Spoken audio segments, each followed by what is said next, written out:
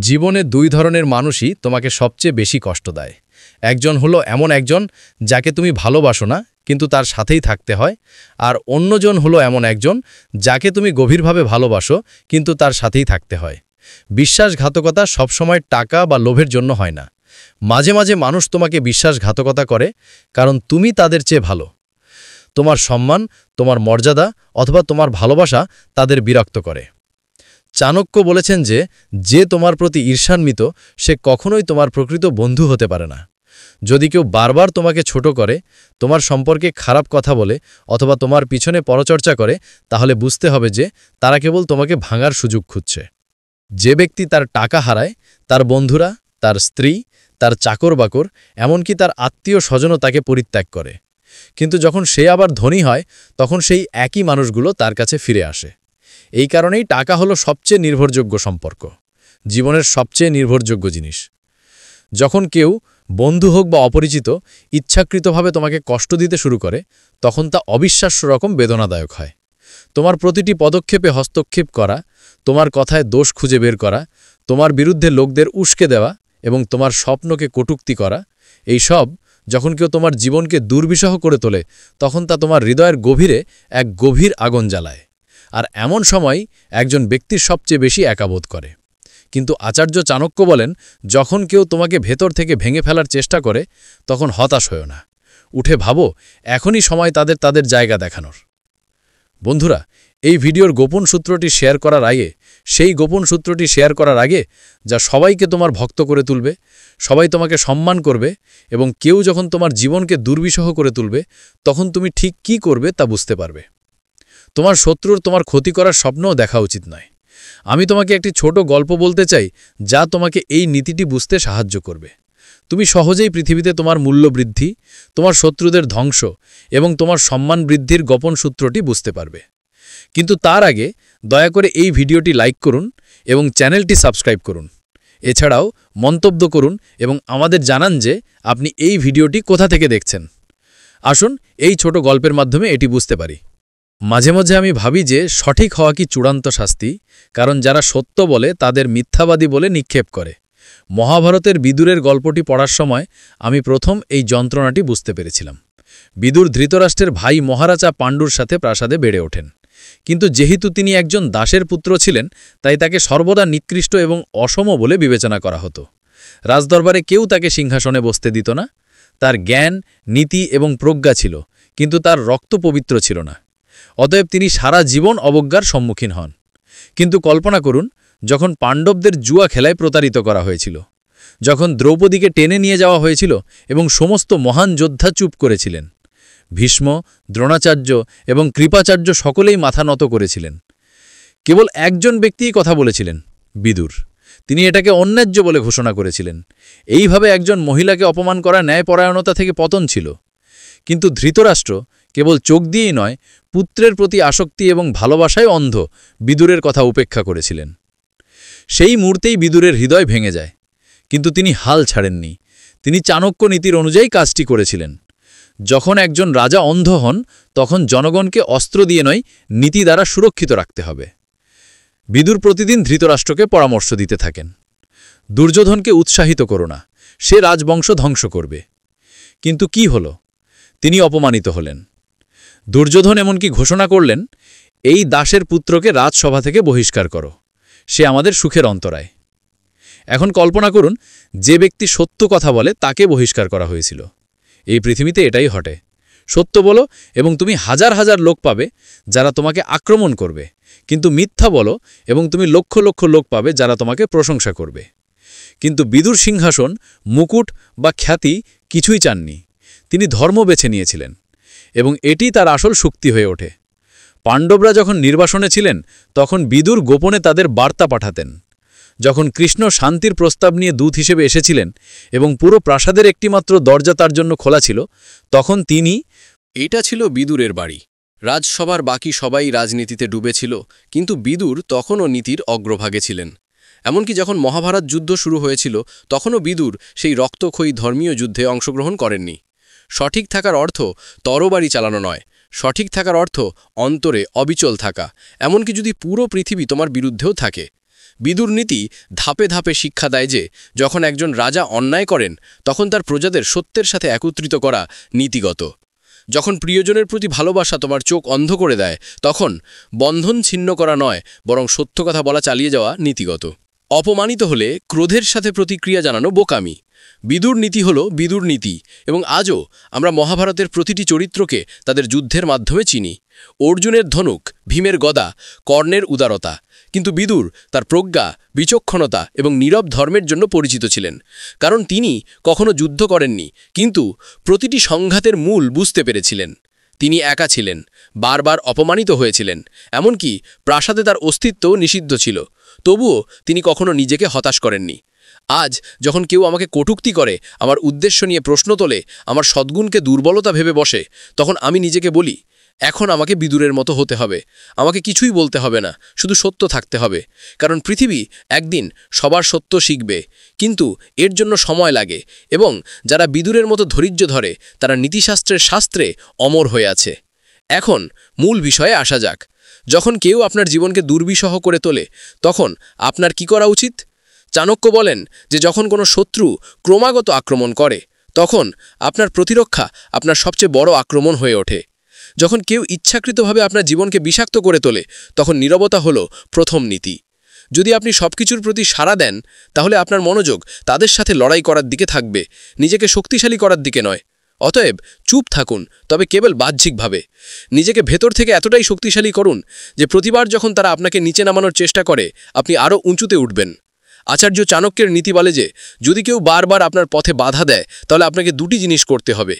প্রথমটি হলো সেই কাঁটার ওপর হাঁটতে অভ্যস্ত হওয়া, এবং দ্বিতীয়টি হলো সেই ব্যক্তিকে তার নিজের কৌশলে জড়িয়ে ফেলা। চাণক্য নিজেও জীবনে অনেক কিছু সহ্য করেছেন। যখন কেউ তোমার জীবনকে দুর্বিষহ করে তোলে তখন তাদের প্রাথমিক লক্ষ্য হলো তোমাকে মানসিকভাবে ভেঙে ফেলা। তারা তোমার মনে এই বিশ্বাস জাগিয়ে তুলতে চায় যে তুমি কিছুই করতে পারবে না, এবং এই মুহূর্তটি তোমাকে নিজেকে বলতে হবে, এখন না, এখন নয়, আমি ভয় পাবো না, আমি দৌড়াবো না, আমি থামবো না।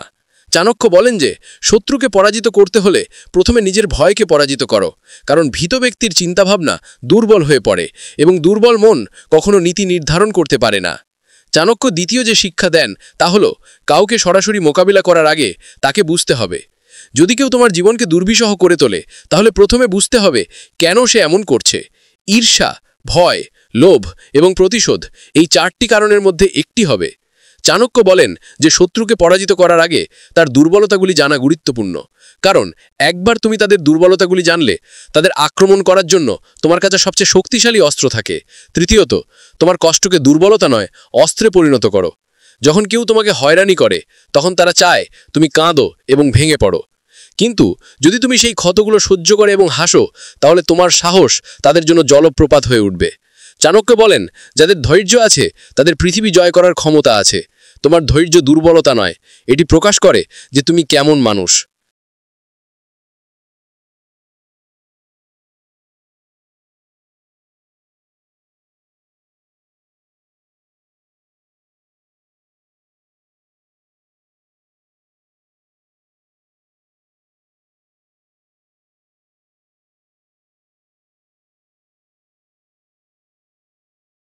তার নিজেকে বোঝা উচিত, সে তার সবচেয়ে বড় সঙ্গী।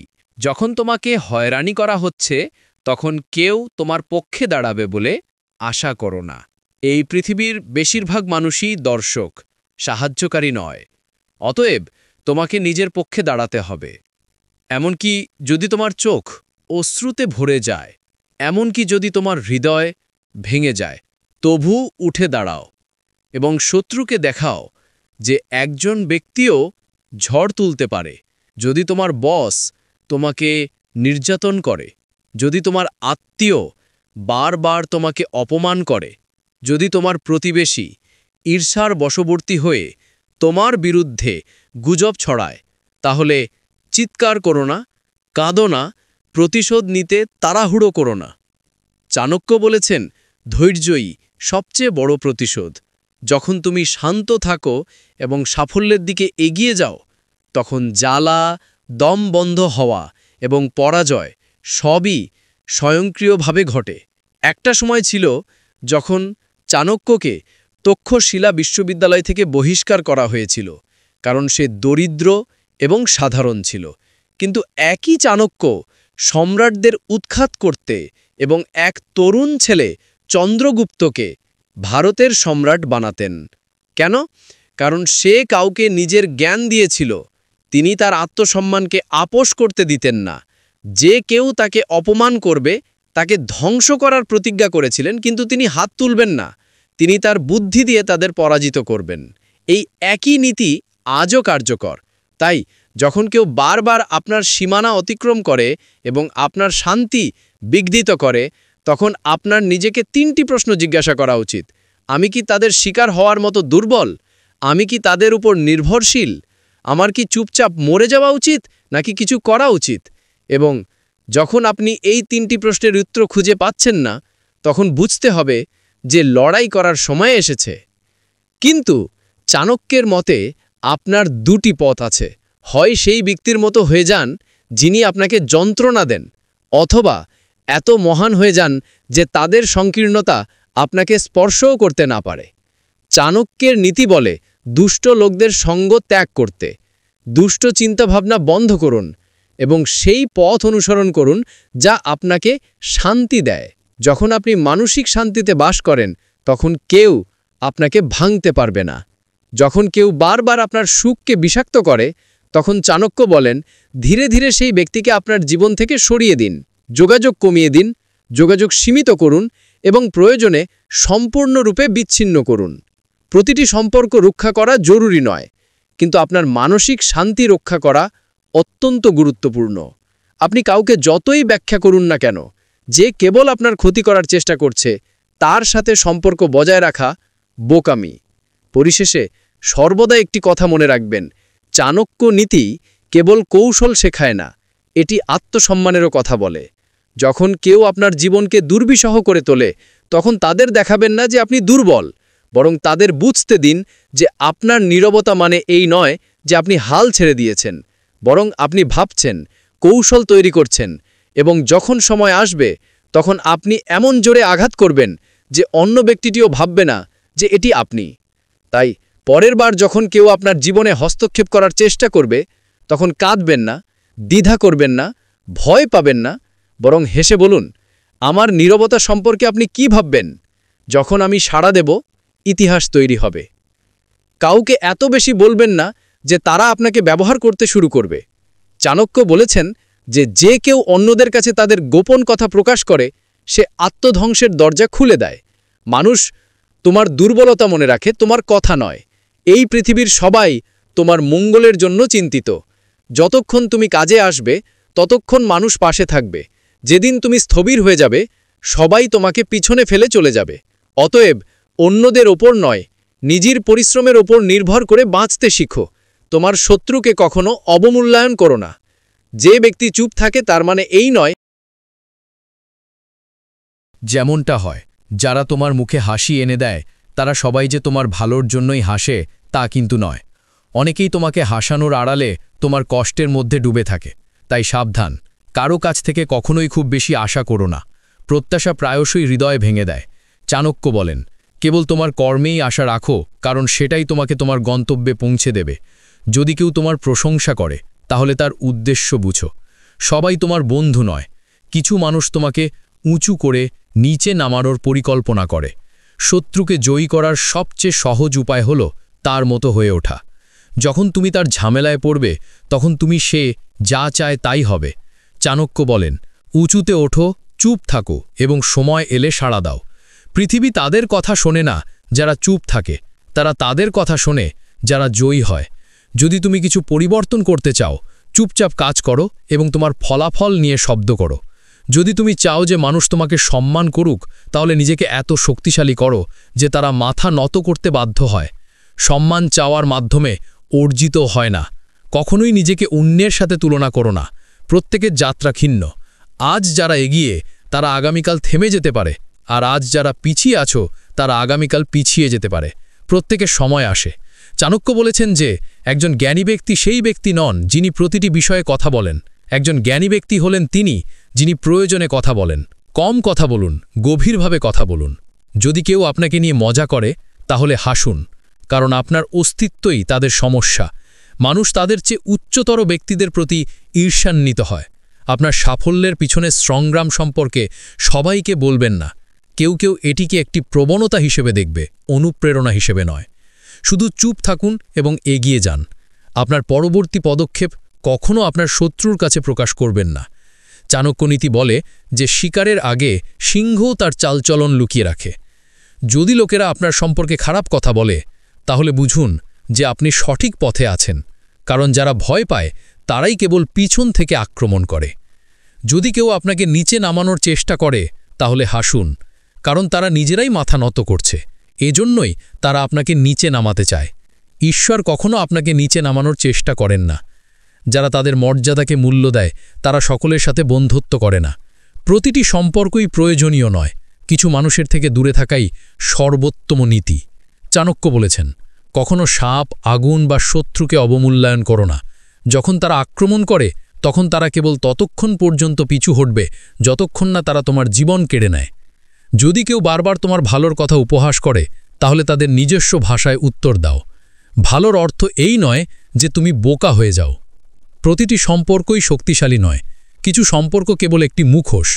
যারা সময় মতো তোমাকে মনে রাখে না, তারা প্রয়োজনে তোমাকে বিক্রি করে দিতে পারে। তুমি যা ভাবছ তা কখনো কাউকে বলো না। তোমার চিন্তাভাবনা তোমার সবচেয়ে বড় অস্ত্র। সেগুলো গোপন রাখো যতক্ষণ না সেগুলো বিজয়ে পরিণত হয়। একজন নীরব দর্শক একজন বক্তার থেকে জ্ঞানী। চাণক্য বলেছেন, সময় সবচেয়ে বড় অস্ত্র। যারা এটিকে চিনতে পারে তারাই জয়ী হয়। জীবনে অনেক সমস্যার সম্মুখীন হলে আতঙ্কিত হবেন না। এটি একটি লক্ষণ যে তুমি এগিয়ে যাচ্ছ। যে ব্যক্তি নড়াচড়া করে না, তার পথে কোনো পাথর দাঁড়ায় না। শক্তিশালী হও, কিন্তু কখনো সেই শক্তির জাহির করো না। প্রকৃত শক্তি হলো সেটা যা সবাইকে নাড়িয়ে নাড়া দেয়। যে কেবল তোমাকে ব্যবহার করে, তার থেকে নিজেকে দূরে রাখো। যারা কেবল প্রয়োজনের সময় তোমার সাথে থাকে, তারা কখনোই তোমার হতে পারে না। চাণক্য বলেন, কারণ ছাড়া বিনয়ী হওয়া উচিত নয়। মাথা নিচু করার সময়ও যদি কেউ তোমাকে লাথি মারে, তাহলে তাকে ধাক্কা দাও। যদি কেউ তোমাকে বদলাতে চায়, তাহলে সাবধানে ভাবো, তুমি কি আসলেই ভুল, নাকি তারা তোমার আত্মবিশ্বাসকে ভয় পায়।